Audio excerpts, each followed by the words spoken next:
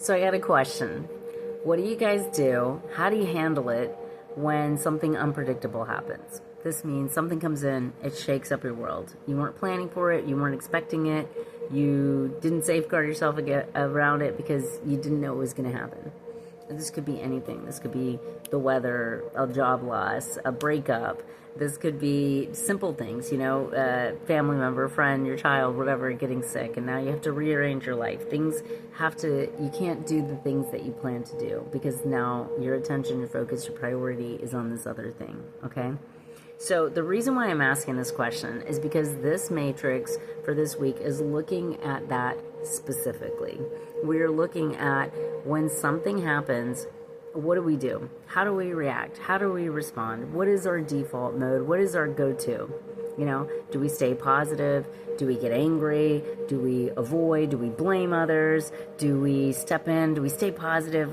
What is your reaction? There is not a right or wrong answer with this, right? Because when it comes to self-improvement and self-development and our own healing process, it's going to be different for everybody. And there's nothing right or wrong with that. It's about observing this and seeing what is that? What is happening? What is taking place?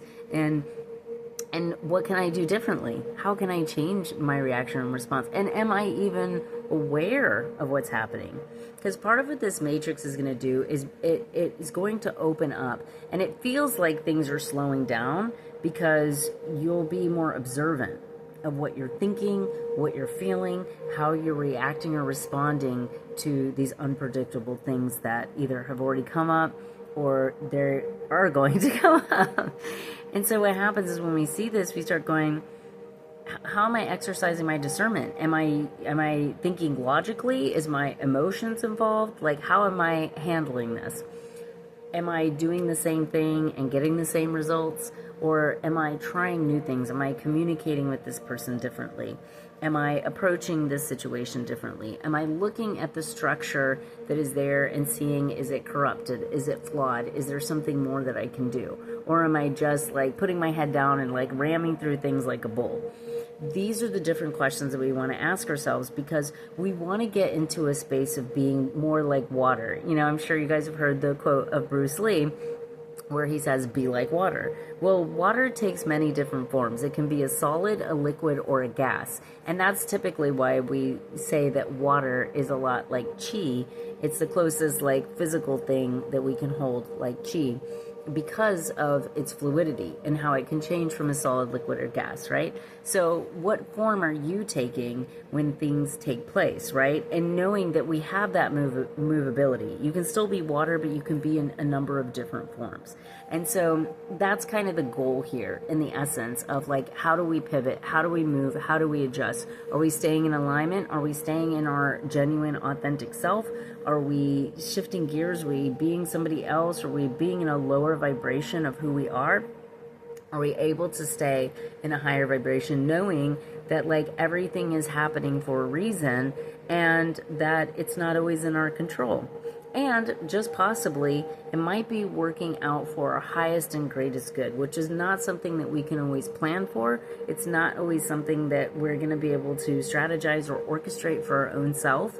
And so this is working on also releasing any resistance we have, where pride, ego, stubbornness, the need to be right or to win, or any of this kind of toughened, it just was coming through as this toughened energy that needed to be surrendered and to become more soft and more fluid, such as water. And what this was going to do is it's going to help us get into the flow, stay in the flow, and then adjust while we're in it. But to be doing it from a very aligned space. And I think kind of some of the more important part about this too is trusting and having gratitude in the process, because that's when we're inviting magic into our lives. That's when we're inviting divinity, synchronicity, serendipitous events. That's when we're inviting fate to come in and actually do some work in our space. I think there's also a relieving quality here where we're not necessarily needing to do all the work ourselves. So sometimes what happens is we put all this weight on our shoulders that, like, I need to figure it out, and I need to do this thing, and I need to manage this. In our brains, it's like we're overloaded, we're overworked, we're overanalyzing and overthinking and caught in these loops. And it's like, just surrender that, have faith, allow things to unfold as they should, and just practice pivoting, practice moving through this, practice adjusting and being more soft in that space where we're like, okay, this isn't all on me. And then therefore you're kind of like, it's like riding a wave, you know what I mean? It's like the wave is doing all the work, but the surfers got to get on, they got to pivot, they got to move, they got to adjust, they got to paddle out, you know, like there is a part of what you're doing, and then there's a part of what's happening. And whenever we can connect that space, it's like, it's the Wu Wei, it's like it's a dance, you know, it's like a dance of life. And then it becomes more fun, and it's not this place that we're trying to get to. It is being present and in the moment, and being able to adjust and adapt and kind of connect with that vibe.